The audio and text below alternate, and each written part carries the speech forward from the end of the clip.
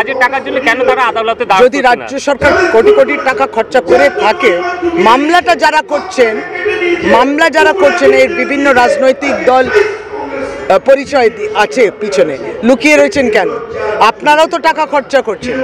পরীক্ষার্থীরা বলছেন তাদের রিক্রুটমেন্ট নিয়ে কত লক্ষ লক্ষ টাকা দিয়েছেন তারা আইনজীবীদের। আগে সে প্রশ্নের জবাব দিই।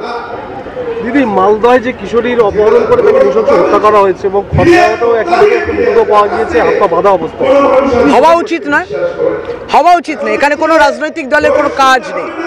রাজনীতি করছেন কেন? একটা ডেড বডি পেলেও রাজনীতি করতে আরম্ভ করলো। এই পুরো রিপোর্টটা প্রথম দিনই নেওয়া হয়েছে, আমার দপ্তর থেকে আমরা নিয়েছি, মুখ্যমন্ত্রী তো নিয়েছি, আমরা ডিএম থেকে জেনে নিয়েছি।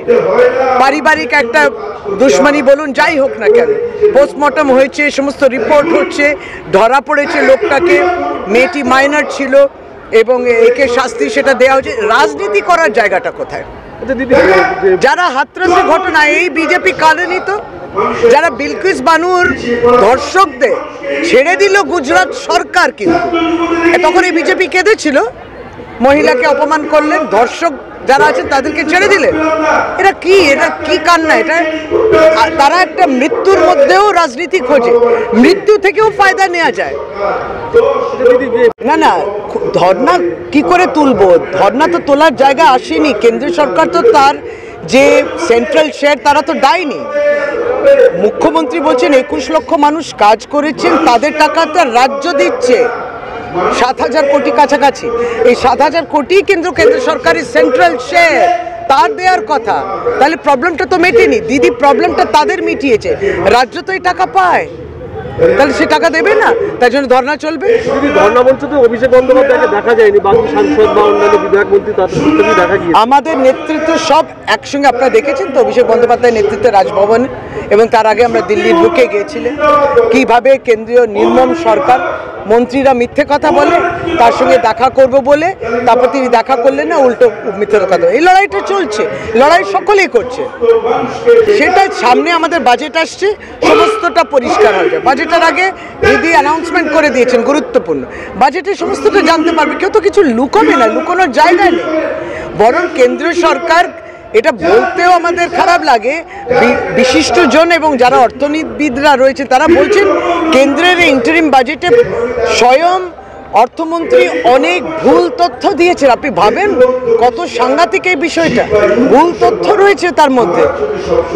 আর আপনি শুধুমাত্র কত যেন ট্রিলিয়ন ইকোনমি করবেন বলছেন, ওই ট্রিলিয়ন ইকোনমি কোনোদিন হবে না, কারণ তার যে গ্রোথ রেট দরকার 9.5%, আর গত অ্যাভারেজগুলোতে দেখবেন 6% গ্রোথ রেট। কাকে বোঝাচ্ছে? 3 ট্রিলিয়ন ইকোনমি হবে, 2030-এ এটা 7 ট্রিলিয়ন হবে, 2047-এ 30 ট্রিলিয়ন হবে ইকোনমি। কি কাকে বলছেন? আপনার গ্রোথ রেটটা দেখুন। দিদি 2000 ছিলেন, সেগুলো থেকে ইস্তফা দিচ্ছে, কি অন্য কোনো রসায়ন আছে? না, এই বিষয়ে সত্যি আমার জানা নেই। অত্যন্ত হয়তো তিনি হয়তো মনে করছেন যে তিনি সময় দিতে পারছেন না, আমার জানা নেই। যে বিষয়ে জানা নেই সেটা বলা উচিত। জয়েন করতে পারে, বিজেপিতে জয়েন করতে পারে, সেরকম কোনো কথা কানেই আসেনি। যদি জয়েন করে সেক্ষেত্রে আপনাদের কি? যদির উপরে কি আর উত্তর দেওয়া যায় বলুন? এটা মানুষের প্রতি একটা অন্যায়। আর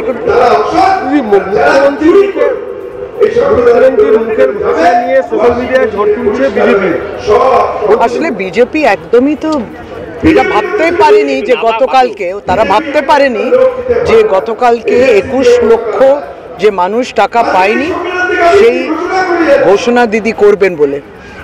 তারা বুঝতে পারছেন যে তারা অন্যায় করেছেন, কারণ এই 100 দিনের কাজ নিয়ে বিভিন্ন রাজ্যে, সেখানে বিজেপি শাসিত রাজ্যও আছে, সেখানেও ভুল ত্রুটি ধরা পড়েছে, কিন্তু পুরোপুরি টাকা বন্ধ করেনি। কিন্তু এটা বাংলা বলে এখানে বন্ধ করে দিয়েছে, এটা তো বিজেপি বুঝতে পারে। ফলে অন্যায় একটা হয়েছে সেটাও জানে। সেখানে যখন এতদিন পরে, মানে 2021 থেকে বন্ধ, তারপরে এত বছর এত বলার পরেও যখন একবারই কান দিচ্ছে না, তখন দিদি ঘোষণা করলেন। একবারই যেন মনে হচ্ছিল যে তারা মানে আকাশ থেকে পড়লো, একটা বাজ পড়লো, এবং তাই সেটা থেকে নজর ঘোরানো, এই সমস্ত ভাষা ইত্যাদি। তাদের ভাষা নিয়ে না বলাই ভালো। দিদি, বিরোধীরা যেটা বলছে যে এই যে 21 লক্ষ লোককে যে জব কার্ডের যে টাকা দেওয়া হবে, বলছে গ্যাগ রিপোর্ট প্রকাশ্যে আসার পরে অন্য খাতের টাকা এখানে দেওয়ার ব্যবস্থা করতে। দেখুন, এরা প্রশ্নের পর প্রশ্ন করতে পারে না, করতে চায়।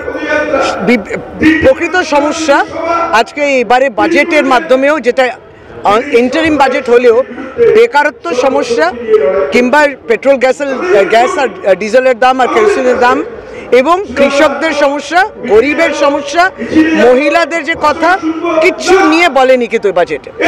এখন যখন বাজেটে কিছু বলা ছিল না, যেটা একটা শ্বেতপত্র, আপনি কি কি করেছেন বলার সুযোগ ছিল, সেই জায়গায় এখন ক্যাগ নিয়ে প্রশ্ন। এখন ক্যাগ নিয়ে দিদি তো প্রধানমন্ত্রীর সঙ্গেই কথা বলবেন, তিনি পরিষ্কার একবারই লিখে দিয়েছেন। আপনি ভাবুন, আপনাকে এই সরকারকে জিজ্ঞেস করে যে 2003 থেকে এই এতগুলো বাকি, তাহলে 2003 থেকে খুব সিম্পল অডিট প্রতি বছর হয়, এটা অ্যানুয়াল এক্সারসাইজ, তা প্রতি বছরই তো হতো। তাহলে আজকে আপনার 2003 থেকে 2020-21 অব্দি বলছে, তাহলে 20-22 বছর পরে আপনার মনে হচ্ছে যে এই এতটা বাকি আছে, এটা হতে পারে না। এটা কি বিশ্বাসযোগ্য? আর যদি ইউসি যদি বাকি থাকতো, তাহলে আপনি ফার্দার অ্যালটমেন্ট করলেন কি করে? আপনি জানেন যে আপনি এর আগে 10 টাকা দিয়েছেন, সে 10 টাকা খরচা হয়েছে কিনা সেটা ইউসি দিতে হয়, দেওয়ার পরে আপনি পরের 10 টাকাটা দেবেন। তাহলে পরের 10 টাকাগুলো দিলেন কি করে যদি ইউসি না জমা হয়ে পড়ে থাকতো? সুতরাং এই আলোচনাগুলো একবারই সচিব পর্যায়ে কিংবা সবই হতো, কিন্তু একটা মানে যেটাকে এরা গোড়ামি করছে এবং এক ধরনের জেদ করছে, কিন্তু অ্যাট দ্য কস্ট অফ বাংলার মানুষ, এটা কিন্তু তাদেরকে ভোট রূপে ফেরত আসবে ওই উত্তরটা। এইটা একটা অন্যায় তারা করছে।